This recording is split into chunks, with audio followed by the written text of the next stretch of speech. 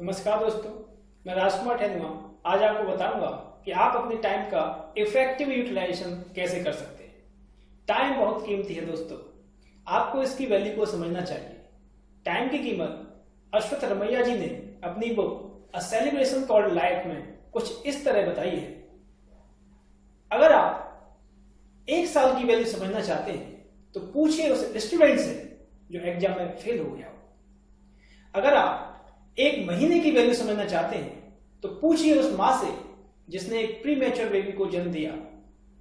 अगर आप एक दिन की वैल्यू समझना चाहते हैं तो पूछिए उस मजदूर से जो रोजाना कमाता है और खाता है। अगर आप एक घंटे की वैल्यू समझना चाहते हैं तो पूछिए उस प्रेमी से जो अपनी प्रेमिका का इंतजार कर रहा हो। अगर आप एक मिनट की वैल्यू समझना चाहते हैं तो पूछिए उस आदमी से जिसकी ट्रेन सामने से निकल गई हो। अगर एक मिनट पहले भाई साहब आ जाते तो ट्रेन पकड़ लेते। तो मेरे कहने का मतलब यह है कि हर एक मिनट कीमती है। मैं सेकंड की बात नहीं कर रहा, क्योंकि हम लोग तो घंटों में टाइम बर्बाद करने वालों में से हैं। इसलिए मैं अपना डिस्कशन मिनट तक ही सीमित रख रहा हूं। मैंने जनरली देखा है कि अगर हमारे पास 10-20 मिनट का टाइम हो तो हम उसे पढ़ने में यूटिलाइज नहीं करते, उसकी बजाय हमसे पास करने की कोशिश करते हैं। जैसे मान लीजिए आपको अपने दोस्त के साथ कहीं जाना है और आप रूम पर उसका वेट कर रहे हैं और आपको पता है कि दोस्त को आने में अभी 15-20 मिनट का समय लगेगा, तो आप डेफिनेटली अपने 15-20 मिनट वेस्ट करोगे।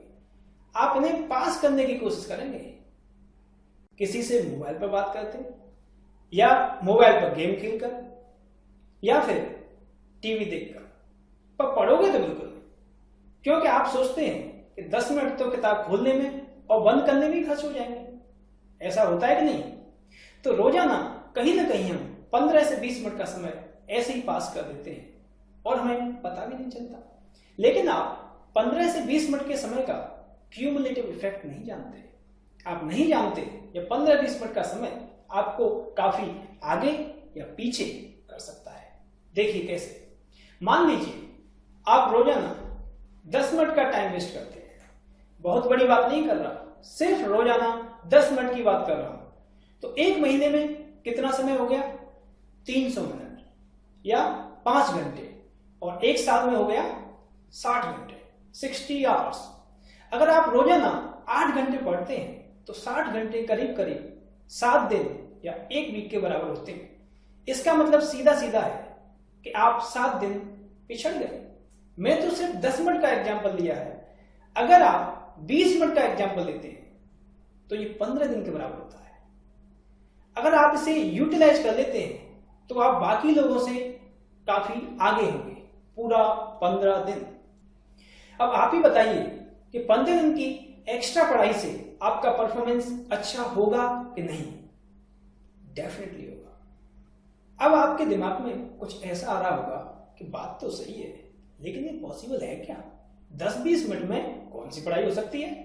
इसके लिए मैं आपको अपने एक परम मित्र मिस्टर अरविंद कौशिक का एग्जाम्पल देना चाहूंगा, जो प्रेजेंटली डीआरडीओ में साइंटिस्ट हैं। और यह शॉर्ट टाइम यूटिलाइजेशन का जो कंसेप्ट है मैंने इन्हीं से सीखा है। कौशिक जी साइंटिस्ट से पहले टीचर हुआ करते थे और मेरे साथ पढ़ाते थे, लेकिन इनका सपना गवर्नमेंट डिपार्टमेंट को ज्वाइन करने का था। तो कॉलेज में जब कभी लेक्चर के बाद 10-20 मिनट का टाइम मिलता था, तो जब बाकी लोग ईमेल चेक कर रहे होते थे या दोस्तों के साथ गपशप करके अपना टाइम पास कर रहे होते थे, तब कौशिक जी आर.एस. अग्रवाल बुक से रीजनिंग एंड एप्टीट्यूड की प्रॉब्लम्स लगा रहे होते थे। ये बुक इनके ड्रॉवर में खुली रखी रहती थी। अगर इन्हें 5 मिनट का समय मिलता था तो एक प्रॉब्लम सॉल्व कर लिया करते थे।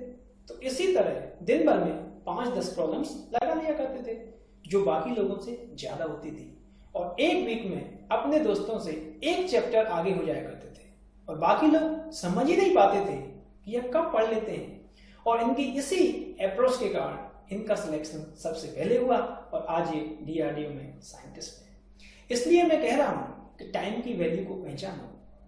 आजकल तो सभी के पास स्मार्टफोन है, आप इसका प्रॉपर यूटिलाइजेशन कर सकते हैं। आप अपने फोन में इंपॉर्टेंट नोट्स या फॉर्मूला के फोटो रख सकते हैं, ऑडियो एंड वीडियो क्लिप रख सकते हैं और जब कभी आपको टाइम मिलता है तो आप पढ़ाई कर सकते हैं, क्योंकि मोबाइल तो आपके साथ हर समय रहता है, तो बुक कैरी करने का कोई झंझट ही नहीं है। फिर भी यदि आप बुक्स अपने साथ रखना चाहते हैं तो किंडल ई बुक रीडर का प्रयोग कर सकते हैं। इन साधनों की वजह से अब शॉर्ट टाइम को यूटिलाइज करना किसी जगह पर निर्भर नहीं करता है।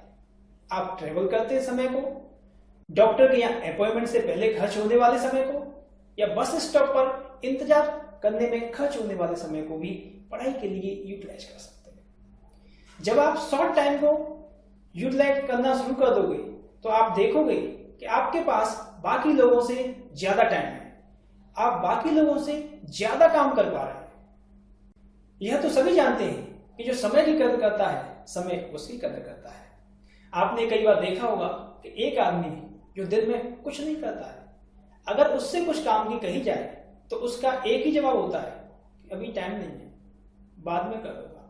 लेकिन जो आदमी दिन भर काम करता हो, उससे किसी काम की कही जाए तो वह उस काम को वहीं के वहीं तुरंत करने की कोशिश करता है। ऐसा होता है कि नहीं? तो मैं कह सकता हूं कि जब आप समय का सही उपयोग करना शुरू कर देते हैं तो आपके पास समय ही समय होता है, और जिसके पास ज्यादा समय होगा सफलता भी उसी के साथ होगी। उम्मीद करता हूं कि आपको मेरा टाइम यूटिलाइजेशन का कंसेप्ट पसंद आया होगा। अगर आप भी अपना टाइम यूटिलाइज करने के लिए कोई डिफरेंट तरीका प्रयोग में लाते हैं तो कमेंट में लिखें, जिससे बाकी लोग इसका फायदा ले पाएंगे। इस वीडियो को लाइक करें और अपने दोस्तों के साथ शेयर करें।